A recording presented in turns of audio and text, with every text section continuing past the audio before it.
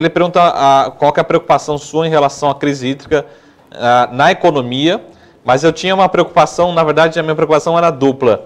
A gente, como você falou, a gente teve GPM, que até teve alguma sinalização positiva, né? Ou seja, reduzindo talvez o impacto da inflação, mas do outro lado a gente tem uma crise hídrica.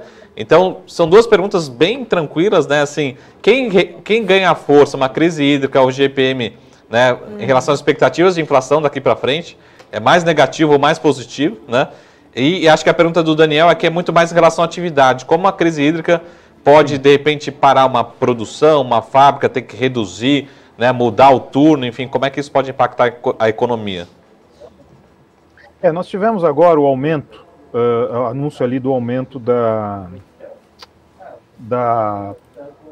faixa vermelha, quanto ela vai subir. Estão falando de 52% na bandeira 52%. Vermelha 2. Essa é a primeira consequência. Ela é a consequência na inflação. Porque olha, nós estamos agora na faixa de 0,48 com a projeção de... Não, 0,46. Nós estamos com 0,46 para inflação de julho. Nós muito provavelmente vamos ter que revisar isso em pelo menos ali uns 15 base points para cima. Muito provavelmente, por conta desse aumento de 52%, que estava dentro daquela faixa de 20%. Por quê? Porque nós tivemos um investimento no passado no Brasil, em termos de energia elétrica, muito focado nas térmicas. E nós tivemos alguns investimentos falhos, como Belo Monte, que é local de baixo fluxo hídrico e tal, nessa matriz mais limpa. Só que essa matriz de energia térmica, ela tem um custo muito elevado, porque é combustível fóssil. E ainda o petróleo está alto. O petróleo está $75 o barril em Londres, $73 em Nova York. É muito elevado, e mesmo que o dólar ainda tenha ajudado bastante, nós tivemos um ciclo muito virtuoso de valorização do real frente ao dólar, depois que o Banco Central corrigiu aquela distorção de juros muito baixos, foi nesse cenário que nós conseguimos nos sustentar com uma melhora em termos de diversos preços, inclusive refletidos no GPM que a gente observou agora. Este número, esse PCA, ele vai ser muito importante nesse sentido. Esse dólar, desculpa, vai ser muito importante nesse sentido, porque ele vai aliviar diversas pressões que vieram muito recentemente. Quanto à atividade econômica, vai depender o quanto essas termoelétricas e o quanto vai se manter desse custo e o quanto vai se manter a questão hídrica. Que o problema da questão hídrica também vem outro ponto importante. O nível de previsibilidade é baixo. É difícil operar isso, podemos dizer assim. Então, a complicação de você ter a crise hídrica como um proxy importante dentro desse contexto mais amplo em termos de atividade econômica é que você pode ser que não tenha apagões, pode ser que não tenha racionamento, mas o custo disso vai ser muito alto. E aí o reflexo é na inflação. Pode ser.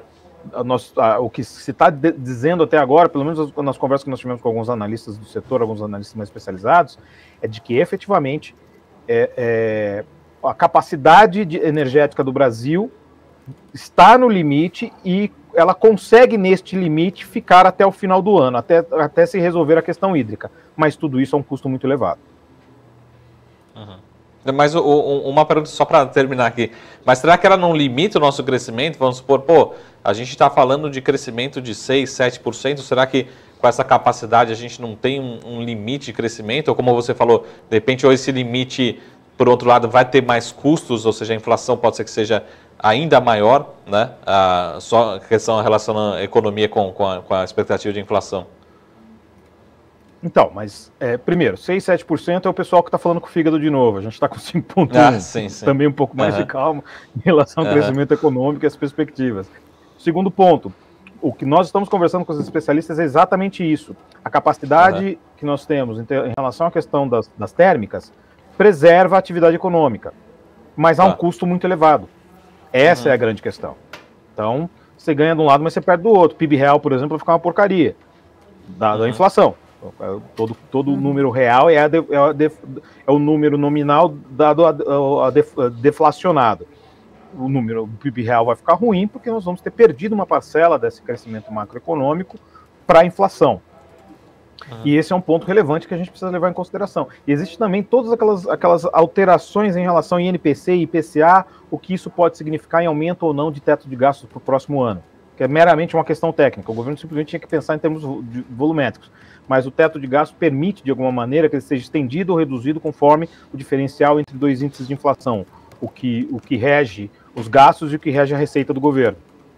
Vamos ficar de olho nisso também, que isso daí pode ser um ponto muito relevante daqui em diante. Mas, especificamente sobre esse ponto, é só ficar atentos a isso. Por enquanto, o que está sendo dito é que não vai haver a necessidade de um racionamento. Eu até acredito nesse ponto, mas eu sei que o custo disso pode ser bem proibitivo.